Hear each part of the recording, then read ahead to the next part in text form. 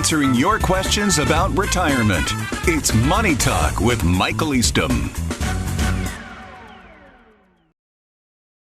I'm 65 and my husband is 70. We want to retire in the next 2 years. He's always made good money from work, but made some not so good investment decisions.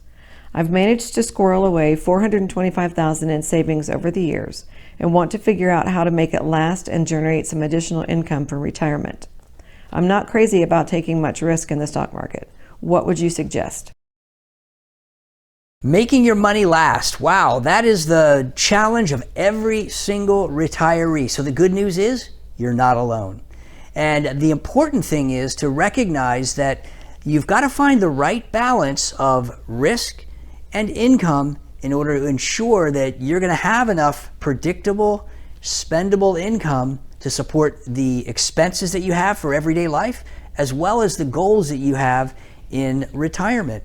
And the third element there is you've got to make sure that you're planning for a 30-year retirement.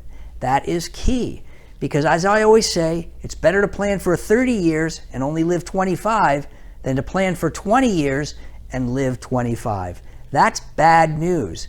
But the spectrum of investments that exists that can provide you a reasonable amount of income can span anywhere from bank CDs all the way up to common stocks that pay a reasonable dividend and offer some growth potential.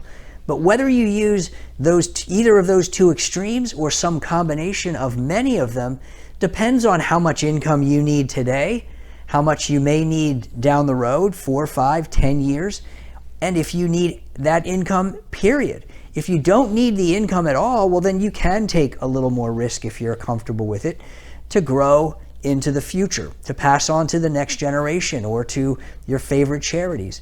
If you don't need all that income today, but you might need it in a few years, well, look, some combination of interest-bearing investments, whether they're individual bonds or preferred stocks, exchange-traded debt securities, business development companies or REITs, etc. All of those things in some combination can provide you, in many cases, a little lower risk than just throwing money into a mutual fund or an exchange-traded fund, and can provide you predictable income that you can spend.